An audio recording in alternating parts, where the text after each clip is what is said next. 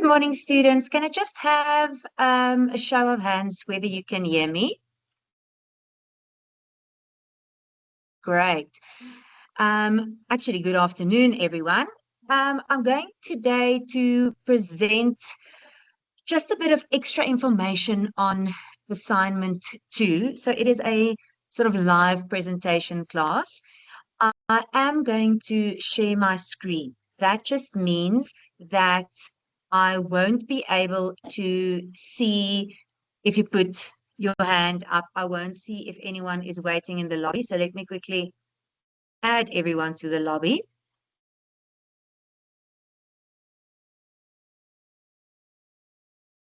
Okay. Sorry, I was hoping my headphones will work, but they are not working. I'm just going to ask that everyone please mute. Goodness, sorry. I am at the office, so it is quite loud today. If you can all just mute your microphones, I would really appreciate that. Then we can actually get started.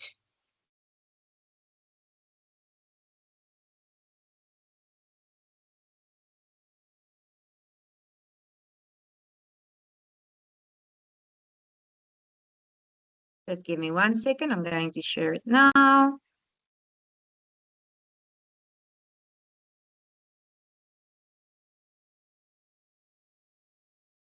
Okay. So what we are going to discuss today is codes of conduct, ethics, and standards of practice in the media industry. You will see that this relates directly to your assignment 2 that you will be submitting soon. And I'm just going to open the presentation itself. There we go.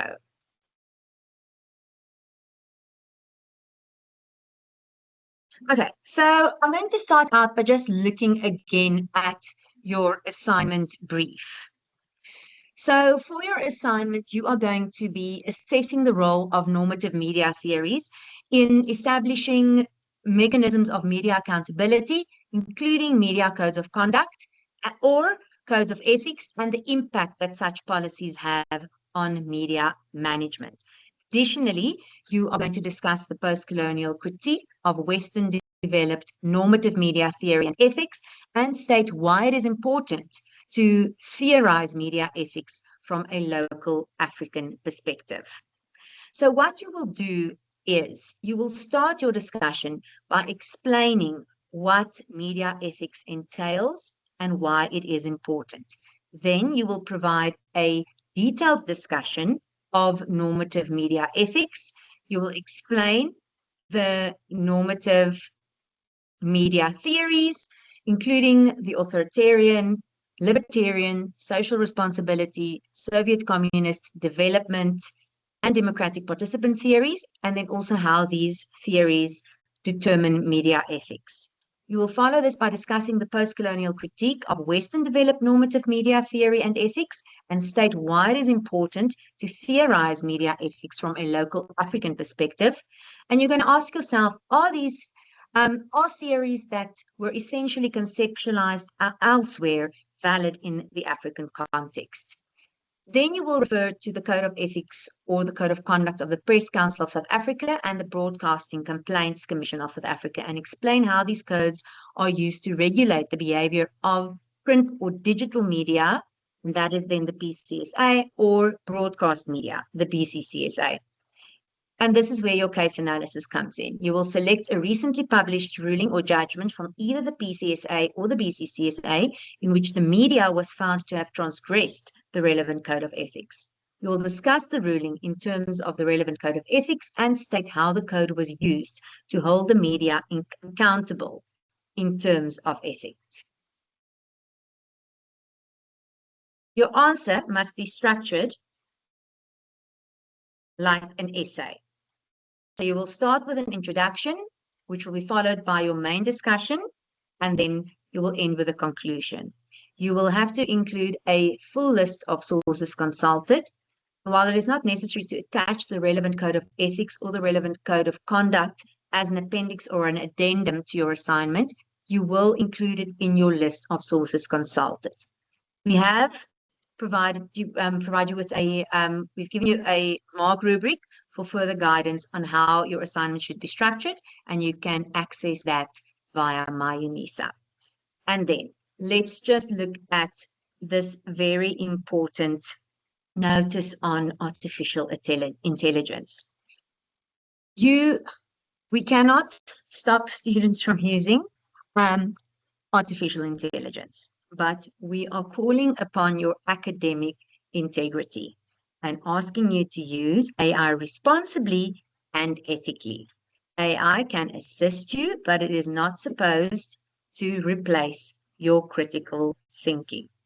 So, what I've posted there at the bottom, what does academic integrity entail?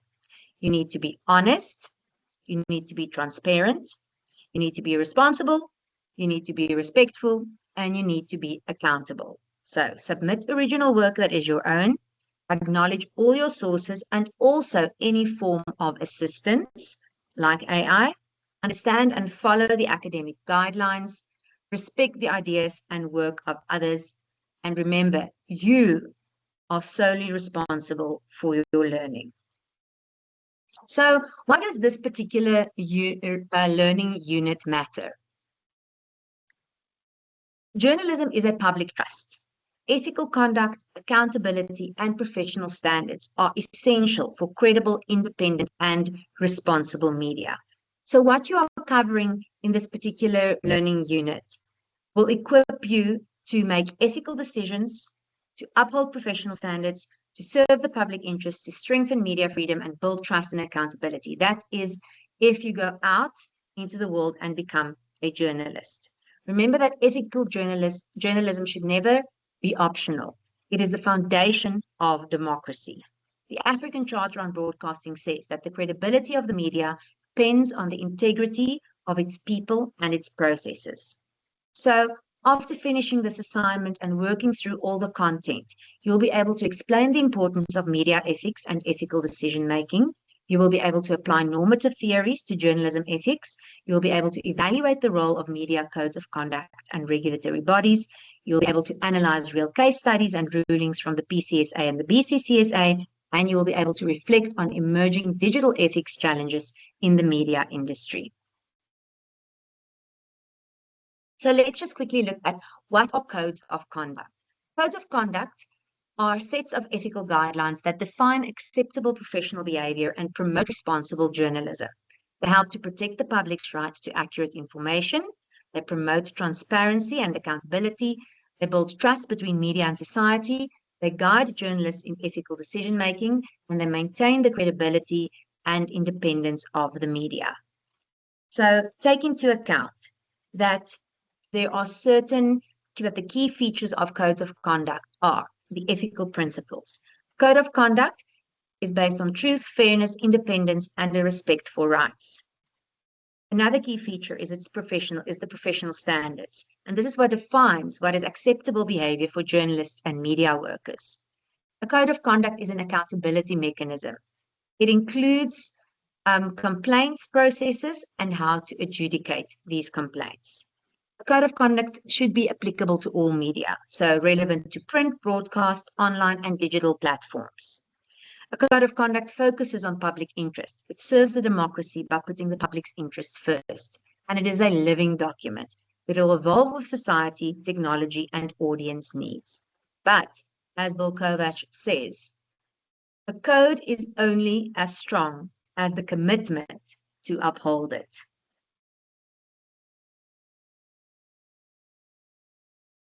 Kovac and Rosenstiel also says that journalism's first obligation is to the truth. So, truth, you seek truth and you report it. The 5 essential principles of journalism: truth, citizens, verification, independence, and the monitor of power. And this is included in the preamble to the print and online code. So truth, seek truth and report it. Act independently and be accountable to citizens. Verify information before releasing it. avoid conflicts of interest, real or perceived, and be a watchdog over abuse of power. This is, students, increasingly difficult in the age where we are living in, because there are many abuses of power, and those who sometimes act as watchdogs get into a lot of trouble, whistleblowers, etc. So this is why this particular content that we are covering today is so very important. So I have a particular interest in this topic because I was involved into a report, an independent panel report entitled The Inquiry into Media Ethics and Credibility that was released in 2021. I was involved in the quantitative research conducted as part of this report, and I worked with Judge Kathy Satchwell, who was the overseer of this whole report. And basically what this report looked into was how ethical is the South African media and how credible is the South African media. So it starts out, this whole report starts out by saying that in the age when humanity is crying for facts, truth-telling, fair reporting and accountability, sometimes ethical journalism seems to be on the ropes. While there is a growing movement to strengthen the craft of journalism and recognition of how journalists committed to accuracy are doing good work and connecting with news consumers, there are times when ethical journalism appears rather bleak. This is why SANEF commissioned an inquiry into the ethical issues facing South African journalism. Pursuant to the terms of reference, the panel sought clarity on those challenges confronting the media industry generally and journalists in particular, which hinder the appropriate, honest, accountable, and effective reporting necessary for advancing and strengthening constitutional democracy in South Africa. And what emerged was a shared set of systemic problems imperiling ethical conduct across the whole media landscape.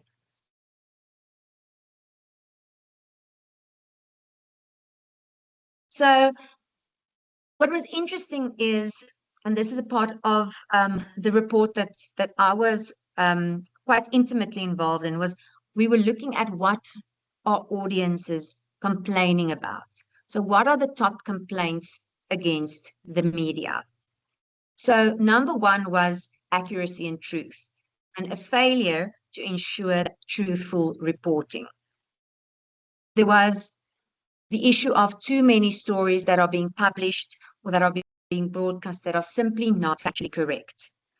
Then there was the issue of truth, accuracy, and fairness, and that there were, according to the audience, too many examples of unbalanced reporting.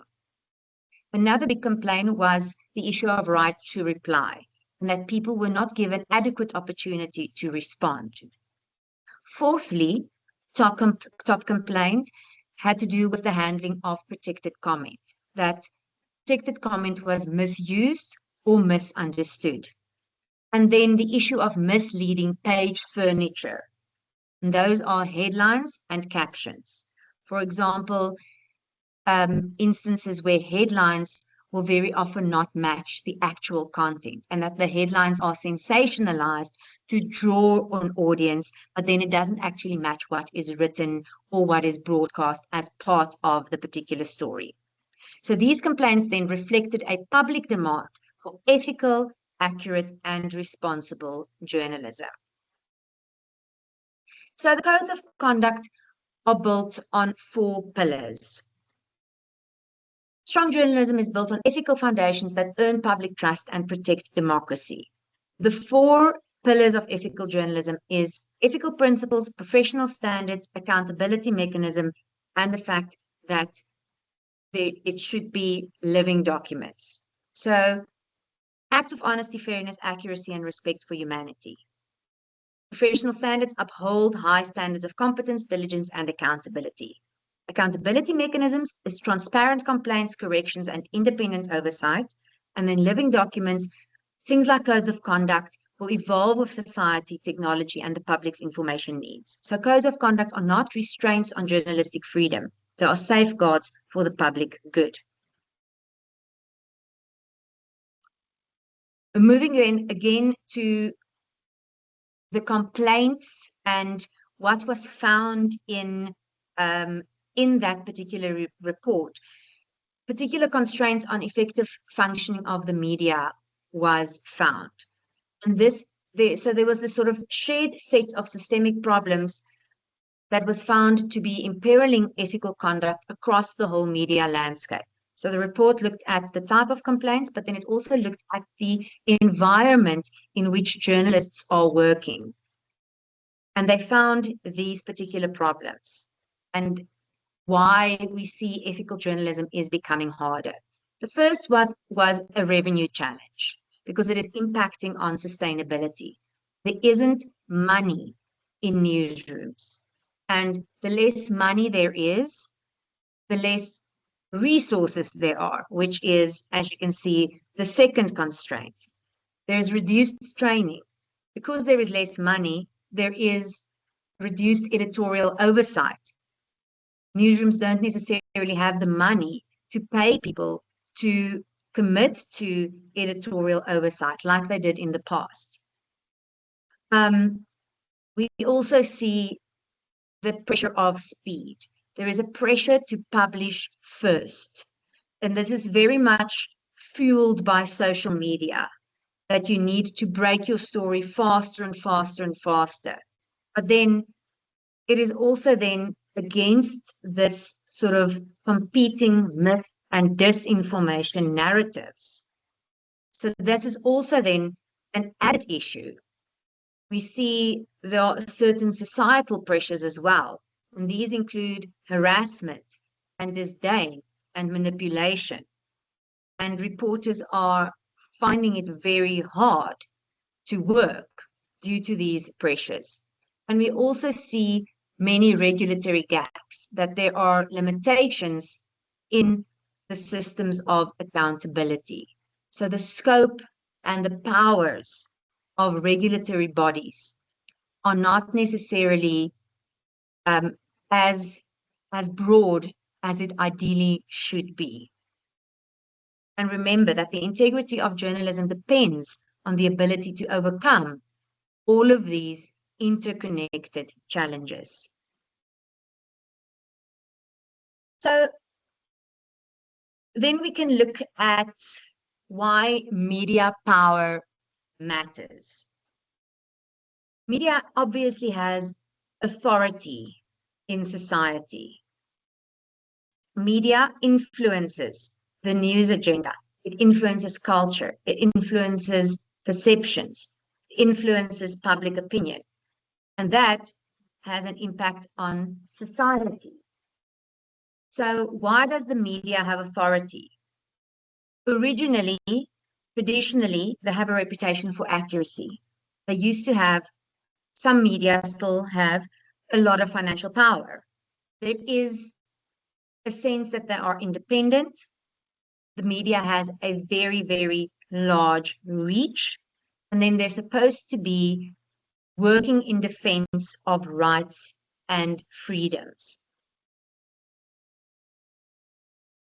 Then we move to the idea of consumer participation. So the passive audience versus the active citizen. And here we see that the traditional audience received information. They rarely questioned the content. They had limited interaction with the content, and they only complained when it was necessary. Now we have very active citizens that are continually critically evaluating content. They are challenging inaccuracies. They are participating in debate, and they are holding the media accountable. So there is examples of media that really do remind their readers or their listeners to be critical and active participants in how they engage with news dissemination. And these media houses take their audience responses very seriously. They affirm, by taking this interaction seriously, they are affirming their ethical and professional standards, and by doing so, they are calling upon the media consumer to actively interact with the process of news dissemination. You can see it in ENCA's saying they have no fear, no favor. Daily Maverick, which says we are defending the truth. And remember, an informed audience is the foundation of a democratic society.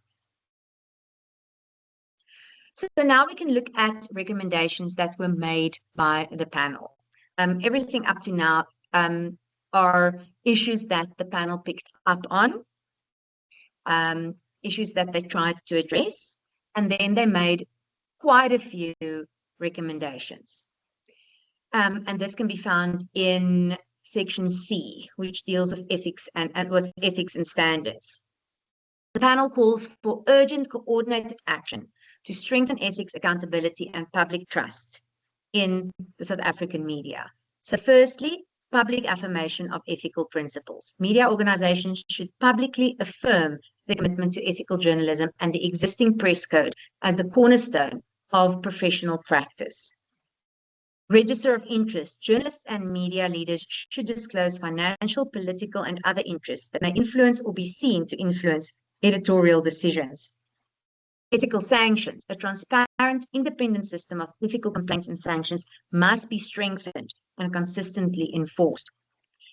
When we get to digital media, there should be a digital media ethics code, which we still don't really have. A comprehensive ethics code for all the digital and online platforms, which should be developed and adopted across the industry. They should think about the of creating fact-checking partnerships. News organizations should ideally collaborate with credible fact-checking initiatives to promote accuracy and to counter misinformation and disinformation. There should be a very clear distinction between advertorial and editorial content. Ideally, a clear separation between advertising and editorial material should be ensured to prevent confusion and to protect credibility. Media should declare their ideological positions, journalists, etc. So media organizations and journalists should be very transparent about their ideological, their political, or their cultural perspectives. They should collaborate within an ethical journalism network. So strengthen the partnerships with the ethical journalism network to share resources, to set standards, and to promote ethical excellence. They should debate journalists holding multiple roles because of financial constraints and journalists being paid in many instances a pittance.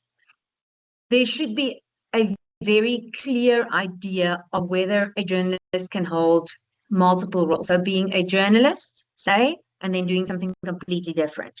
So there should be this debate on the implications of journalists undertaking additional roles. For example, a commentator or an activist or a consultant. And importantly, there should be greater transparency.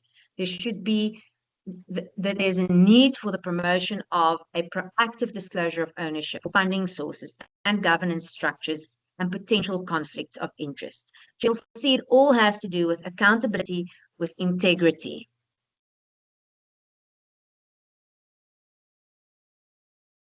Finally, the panel said that it is extremely important to rebuild the trust in journalism because the report found, and this report was published in 2021, they found that the citizens have lost their trust in the media.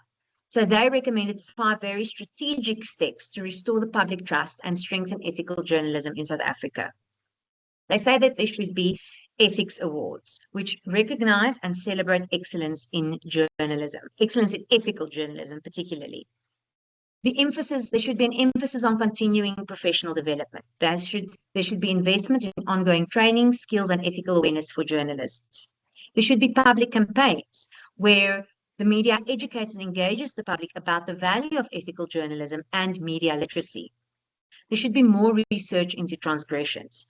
There must be a systematic investigation of unethical practices to identify trends and to prevent recurrence. And then accountability must be improved. The systems, the structures, and the enforcement should be strengthened to ensure consequences for unethical conduct.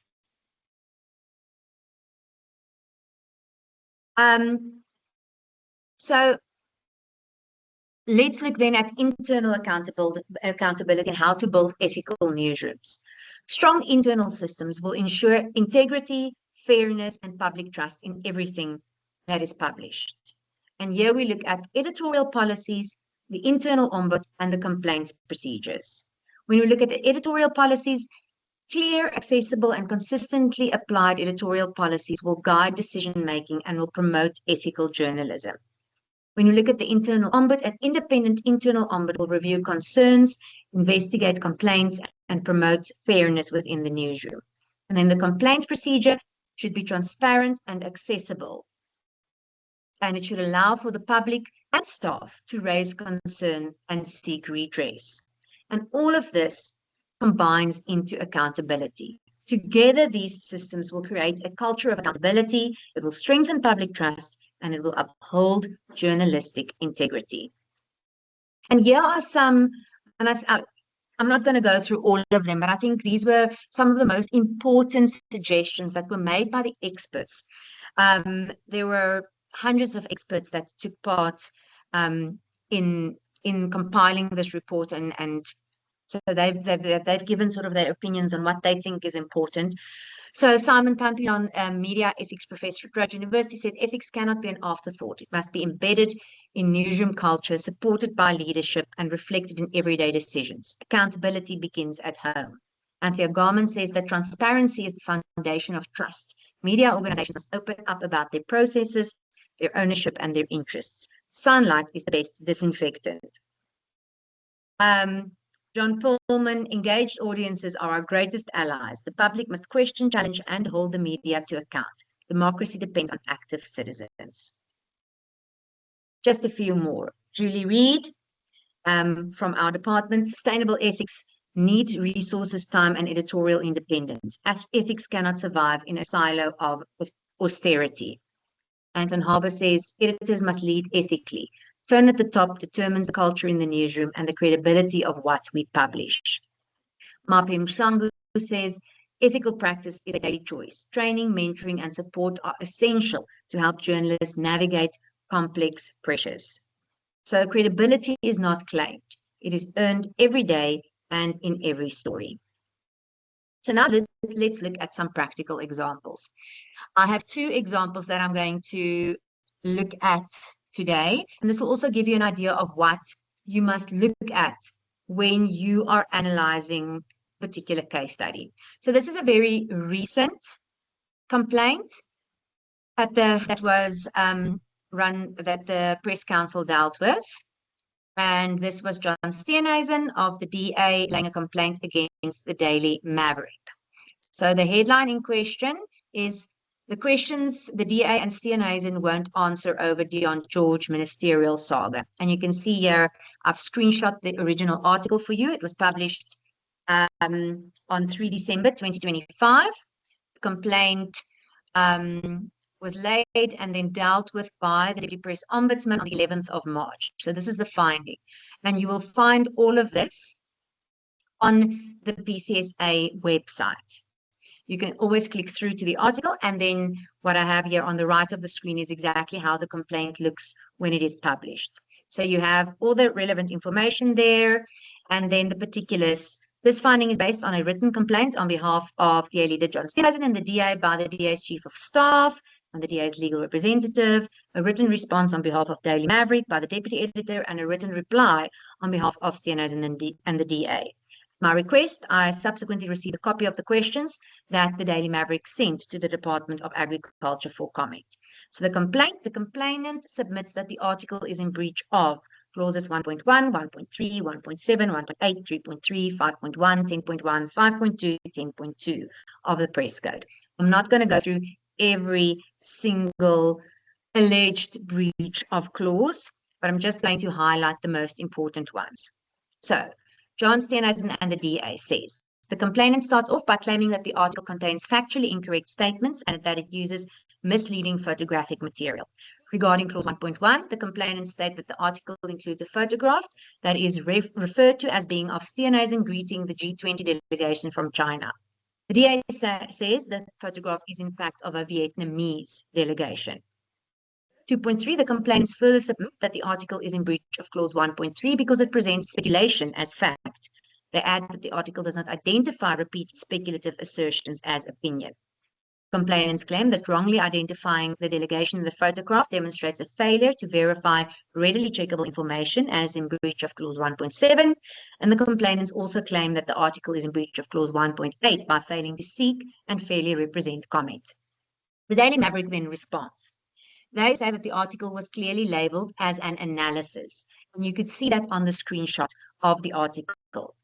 The respondent refers to R.W. Johnson's article, The DA in Crisis, that was published by BizNews in the same week as the Daily Maverick analysis. In its view, the BizNews article contained far more inflammatory statements about Steenhuisen, yet Steenhuisen did not complain about that article. Regarding clause 1.1, the respondent says that it swiftly corrected the photograph that was mislabeled, which indeed the Daily Maverick did. It points out that several photographs were available of the minister with Chinese delegations and replaced the photograph of Steenhuisen meeting the Vietnamese delegation, and it apologizes for the initial error. With regards to clause 1.3, the respondent dismisses as incorrect the claim that the analysis piece repeatedly advances speculative assertions. As for the complaint that they were in breach of clause 1.8, they note that they sent the questions to the department on the 26th of November. The spokesperson replied the next day, "We will respond soonest." 4 days later, the publication followed up via WhatsApp. The spokesperson replied that same day, "Unfortunately, we are not going to respond. Sorry for that." The respondent again notes that the spokesperson was given 6 days to respond, which is more than adequate time. And it states that the minister's international travel on taxpayers' money is always of public interest, and therefore regards the department's refusal to provide details to a legitimate media outlet as disappointing. And then follows the discussion as is written by the Ombudsman. And it will go through each of the clauses, and then after the discussion, it will lead to the findings. So I'm not going to go through all of what I've pasted here, but just so that you can see how in-depth each one of these complaints are dealt with. So the complaint is based in part on the fact that the photograph that initially accompanied the article was erroneously referred to as being of Steenhuisen meeting a Chinese delegation. However, the complainants blow what appears to be little more than human error out of all proportion. Furthermore, the respondent replaced the photograph when it became aware of the error. Moving on to clause 1.3, the complainant said that the article does not identify repeated speculative assertions as opinion. However, the examples that they cite do actually not support their argument. And then clause 1.8, they claim that the publication is in breach because they did not disclose what allegations were put to the department. But then it goes along to say, but we can see from what the Daily Maverick has sent us that they did actually ask the department for answers. And then we can move on to the finding. And here you can see a lot. Clause 1.1, the complaint is dismissed. Clause 1.3, the complaint is dismissed. 1.7 dismissed. 1.8 in part dismissed and in part upheld. And then after those findings where it says it's dismissed or upheld, it then gives the Ombudsman gives the recommendations. Firstly, that the Daily Maverick is required to publish an apology for breaching clauses 1.8 and 3.3. The Daily Maverick should give Steenhuisen the right to reply. The apology and the right of the reply should be approved by the Ombudsman prior to publication. The respondent must update the article and should publish a note under the headline, "Note, this article has been updated." Fifthly, the update to the article should be approved by the Ombudsman prior to the publication. And here you can see. Apology. Last year, we published an article that led Minister John Steenhuisen to file a complaint with the press ombud. While most of his grievances were dismissed, the Deputy Ombud determined that Daily Maverick should have offered Steenhuisen a right to reply regarding a specific claim linking his trade dealings with China to the dismissal of the Environment Minister, Dion George. So there you can see the apology. There you can see the editor's note. So that was the editor's note actually appeared at the top of the article. Then it was this apology. So this is how you can look at one of these complaints. So you will find your own complaint on either the BCCSA or PCSA's website, and then you will look at it from this perspective. And here is just another one. This is interesting because this was an appeal. So the ombudsman would have found, say, for example, someone not to have breached any of the clauses, and then you can actually appeal that decision, and then becomes an appeal hearing. So there are many instances. There's not just a single opportunity to lay a complaint. There are more than one opportunity. And this was a case from 2024, the Paramount Group and Ivor Ichikovic versus Vrije Weekblad. And this then led to the following correction, retraction, and apology. And you can see how it was then presented online. So now that we've looked at these examples, I just want us to quickly then, just to finish off, think about traditional codes of conduct and think about the fact that are these codes of conduct still technically enough? Ethic codes and policies have been promulgated by societies of journalists and individual news organizations throughout the world. Bill Gruskin, who is a professional of journalism at Columbia University, suggested in 2019 already, so that's 7 years ago, that 2020 ought to be the year that our ethics codes get an overhaul. As journalists face relentless business pressures, relinquish even more control over how our content is distributed and framed, and deal with the consequences of doxing and anonymity. And this need has become even more urgent, he writes, as countries become increasingly polarized and as trust in the news media remains tepid. There are many examples of what the media is doing wrong, but there are also many examples of how the media is being mistreated. I think a very simple example and a very straightforward example, and an example that you will most likely have seen, is the way in which US President Donald Trump treats journalists. It is unthinkable that someone is allowed to speak to someone in that way, and it is bullying, and it makes the work of certain journalists extremely difficult.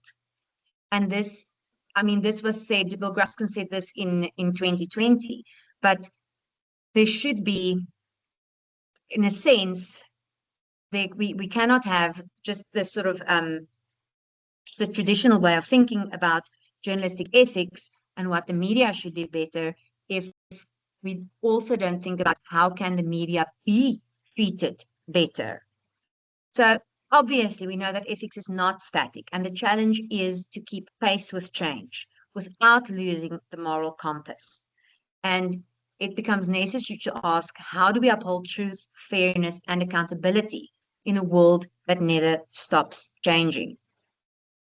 So issues that Professor Gruskin suggests the next great ethics code might cover in the digital age include: how candid should journalists be with the people we quote, photograph, and record, knowing that a single picture or a paraphrase can, thanks to Google, irrevocably change their lives? This links to the idea of digital permanence. Once something is published online, it can be copied, shared, and stored forever. So what is the media's responsibility for content that never really disappears?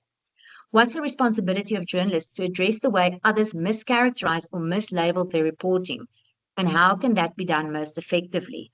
This links to linking and aggregation.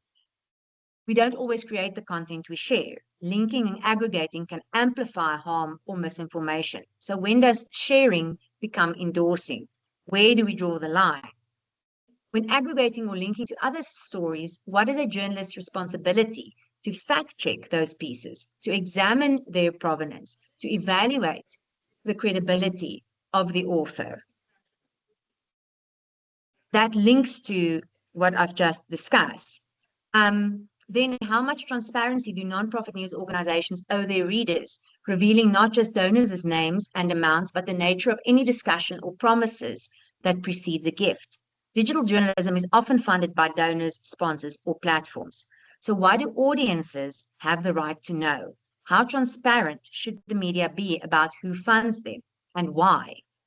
How much anonymity do the media owe their commenters, whose remarks shape the way their stories are evaluated?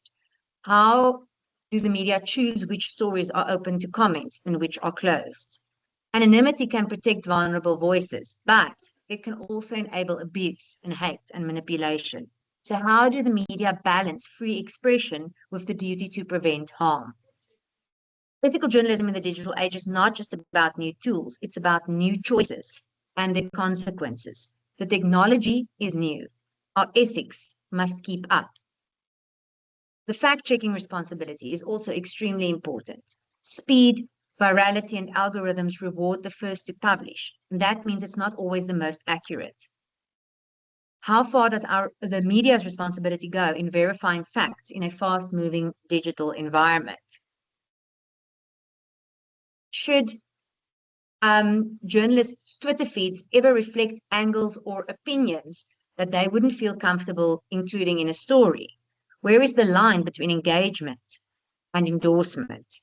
How do the media maintain credibility while they are participating online? Should journalists be held to a higher standard on social media?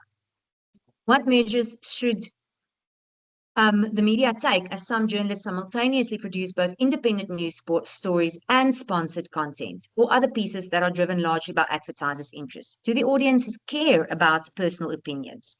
When do a personal view become a conflict of interest? What transparency does a journalist owe an audience? And then at the same time, can branded content ever be fully independent? How do the media ensure clear boundaries between advertising and reporting? And what disclosures are truly meaningful? And finally, as news organizations move to subscription-driven models, how much of an obligation do the media retain to serve communities who can't afford or aren't interested in the journalism that are being published? Does paywall journalism create a two-tiered information society? How do the media balance business models with the public's rights to know? And who gets left behind? And what is a journalist's responsibility? That is then how I'm going to end off, because this is what we should think of. What should media ethics look like in 2035, in 8 years' time, in 9 years' time? Technology will keep on changing, and our ethics will change with it. The future obviously is not written. So you as students, us as researchers and academics, we are inevitably going to play a role in shaping it. So this is why it's very important to look at something like the report I've mentioned now, to understand how codes of conduct function, to understand if you are going out in the world, for example, as a journalist, to understand how you can be more accountable and how you can work towards public interest. I'm going to stop the presentation here, and then let's just stop there. And then let's see. I know that Prof. Milton wants to join because she wants to talk to you about assignment 1. So I suspect that will be feedback to assignment 1. But in the meantime, if you have any particular question, you are more than welcome to now raise your hand, or you can type it in the chat, and then we can discuss. I see there is a comment. Can you assist with the recording? The session is recorded, so that recording will be uploaded onto your My UNISA site when it's ready, and then I will also make available the slideshow. I see 2 hands, so let's start with Apiwe. Prof. Milton, I'm just going to quickly just ask the 2 students who've raised their hands, and then we can, if it's okay with you, we'll get back to you. So Apiwe, you can just unmute your mic and go ahead. Thank you so much, Prof, for an insightful presentation. Good day, Prof, and good day to colleagues. Prof, I just want to ask something. I think I have lost you here when you were talking about Steenhuisen saga. So, I think I lost you maybe for a second because of my connection there. Okay, so like on that Steinhazen saga, they were given 6 days to reply, right? So would you still call that story an unfair reporting, though they were given opportunity to respond?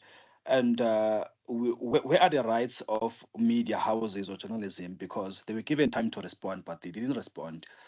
6 days, which is, I think, it's more than enough. So do you think maybe journalism or media houses are protected? And then also, um, Prof, do you think the quickness of online reporting have affected the traditional reporting of journalism?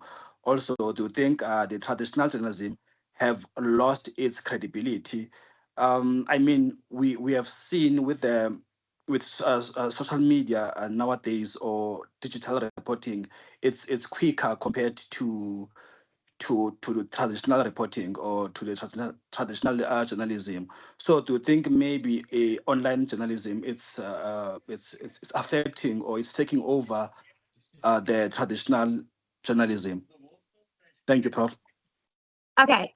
With regard to the Steenhuisen, that particular Steenhuisen complaint, I'm quickly going to post the link to the you'll see that I'm posting it now. So there you can go read the whole finding. There are aspects of it that the press council said would, aspects of the complaint relating to that particular clause of right of reply that they said were not necessarily that they said they had to look into a bit more. So you can go and read that. You will see that the PCSA, and if you look at the amount of complaints that they deal with, media houses need to be responsible, and those clauses are very in depth. The ombud is very thorough. Um, so yes, media houses will definitely be what did you say, protected, but obviously they need to adhere to those clauses. And if you go read that particular complaint, you will see that there are aspects of it. And that's why I didn't post the whole one. So some of it was now maybe a little bit out of context. But aspects of it was definitely not, they did not adhere to what the clause say. And then online, digital versus traditional, I think we all know that traditional media is struggling. People are not buying newspapers.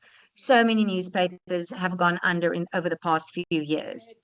And that is why there is this very big need for codes of conduct and to be looked at and reworked, because news is being put out very fast now. And there isn't necessarily time for fact checking or as in depth as it used to be. So yes, there is definitely a case of, and I don't think it's even a case of online and digital overtaking traditional media. That is, we most of us consume our news media digitally or online. So I think that, and that's why what we are discussing here is so very relevant. Okay, Temba, you are more than welcome to ask your question. Oh, okay. Thank you, Prof, and good afternoon, everyone. Prof, I have not received results of my assignment one, so I was wondering what is the problem? Thank you Okay, very I'm much. going to open it. I'm going to open the floor then to Prof. Milton, who is here to chat to you about assignment one. Thank you so much, Ms. van der Walt-Ehlers. I wondered if you could also give me sharing rights, please. I did not see who was asking the question. That was Temba Monare asking. Prof, you're going to quickly just have to help me. Is it under settings? Sorry. To give me rights, you can just go to Yes. my name, Prof. Nah, if you click on No. people, and then Okay. next to my name, there Yes. should be Oh, three there we go. dots. Yeah, there we go. Okay. It says spotlight for everyone, but it doesn't give me. Yeah, I only have mute participant, disable mic, disable camera, pin for me, or spotlight for everyone. Sorry, Prof. No, that does not make sense because you're the one that set the I meeting. know. Anyway, Sorry about that. sorry, say again, what did it say? What does it say next to my name?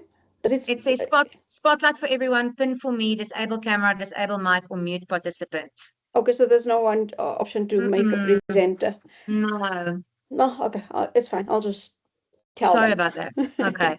I wanted to show because I saw someone asking in the chats. Tim, I'm going to answer your question now.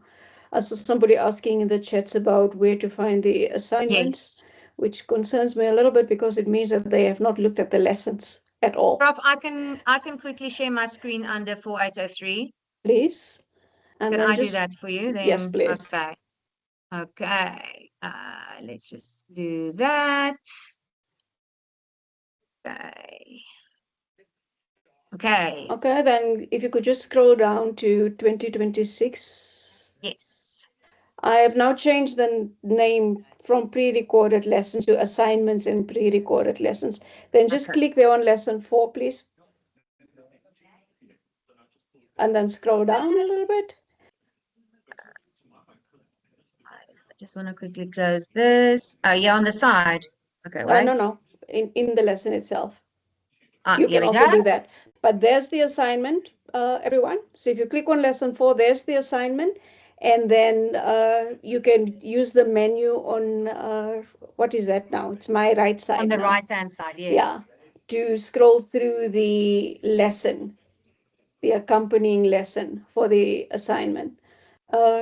Is that clear for everybody now?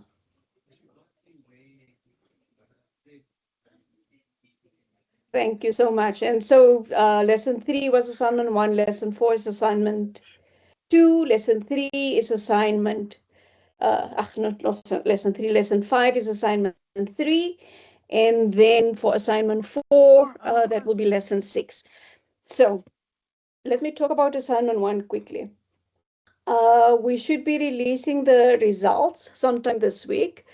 There's not a problem, Temba, except to say that in spite of all of the warnings, there has unfortunately been unapproved usage of AI, which means that instead of me having to moderate 10 assignments, I now have to moderate over 70 assignments to make sure that the assignments um, have all been treated similarly and fairly with regard to how we engage with students' use of AI. You would have seen in the message that I sent about today's class that I indicated that I will schedule a special class so that I can walk everybody through again. What do we mean by responsible use of AI and how to handle cases where you get flagged for the use of AI. So when you receive your feedback sometime this week, some of you will receive an accompanying note that says, this has been flagged for excessive use of AI. If you did not use AI, please provide the proof of own work as explained in the lesson preparation for assignment 1. And then once you have submitted those, we will relook your assignment with that proof of own work. I will, however, schedule a class for discussing this in a little bit more detail. I am on leave at present, but I wanted to be here to just share this with you. So that class will happen within the next 2 weeks, as I'm on leave until the 30th of June. Would that be okay with everybody? I will definitely schedule it before you all get too far into your work for assignment 2, so that you do not repeat the mistakes made in assignment 1. And as soon as I have completed my moderation, I will, if there is enough time, Also, do a little video that just talk through the things. And like I said, if there's enough time, I can then upload that video potentially even before I schedule the class. But I make no promises about the video. The moderation is taking a little bit of time. Is that okay with everybody? I also wanted to remind you that we did include an assignment 4, so that if you had done badly in your first or your second assignment, there's an opportunity for you to redo that assignment. Whenever you find yourself in the position of having to redo the assignment, it will become extremely important for you to pay close attention to the feedback that you've received. If we do not see an improvement, in other words, we see that you have not paid any attention to the feedback that we have given, that will not reflect well if you submit or resubmit as assignment 4. Again, I will go into more detail about that assignment 4 again when we come to that lesson.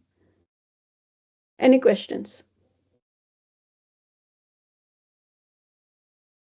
Concerns, issues that you want us to raise? Yes, there's a hand. I can't see whose hand it is. Let me see. Lungelo, please. Hello, Prof. Can you hear me? I can hear you well, thank you. Yes, I wanted to confirm. You said that we are now allowed to use AI, or are we still not allowed to use You are AI? not allowed to use that. So I have discussed when we did the preparation for assignment 1, the specific use cases for AI. And those use cases do not include copying and pasting an answer from AI. Right? You can use it for grammar checks. You can use it to verify that you understand concepts. That's it. Copying and pasting from AI is a problem. I also warned you in that class that it is fine for you to use AI to assist with grammar. I understand very few of us in class are mother tongue English speakers, myself included, so we use AI for grammar. But I want you to be very careful.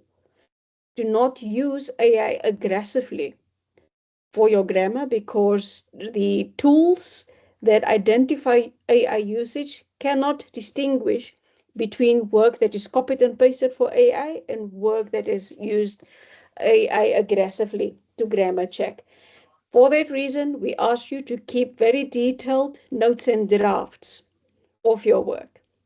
Because when we ask you for evidence, we would want to see the different drafts of your assignment, and we would want to see how you have used and prompted AI. That's the evidence. I will go into this a little bit more.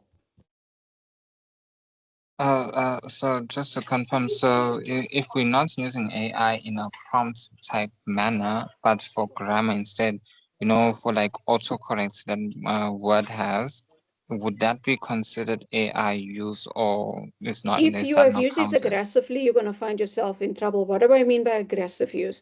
Sometimes what happens is that the sentences that, the way that AI reconstructs your sentences sounds very beautiful. And now you change all of your sentences so that it can sound very beautiful. But then the system will pick that up as AI written. Because when AI changes or fixes, I've put this between inverted commas, your grammar, it's trying to make, it's making you sound like a machine, right? So you want to make sure that you retain your own voice, even when you use it for grammar checks. Right. If you have been flagged, but you are telling us that you've only used it for grammar checks, then what we would need to see is the draft before you checked for grammar, so that we can compare alongside the draft that has been flagged.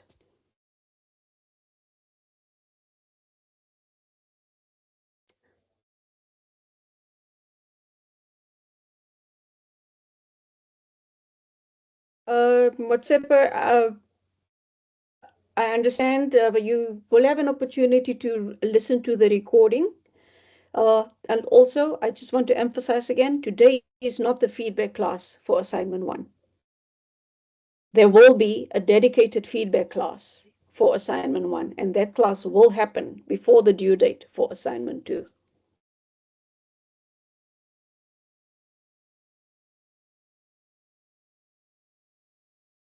Somebody is asking about the due date for assignment 2. It is on my UNISA. It is the 21st of July.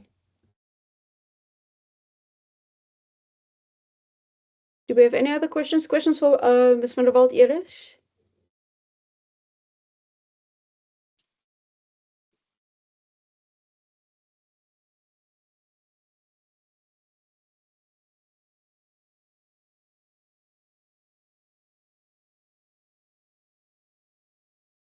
No other questions.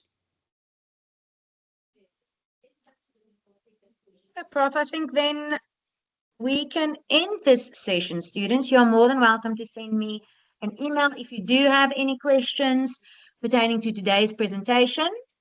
Yeah, I want just to thank all the students who joined. It's nice to have such a big group joining us for this session. And yes, best of luck with your preparations for assignment 2, due on the 21st of July. Thank you. Thank you. Thank you, Martina. Thank you to all of Thank the you, Prof. students. And I will send an email with the date for the feedback class. Thanks, Prof. Thanks, students. Thank everybody. Goodbye. Thank you, Prof. Thank Thank you. Bye-bye.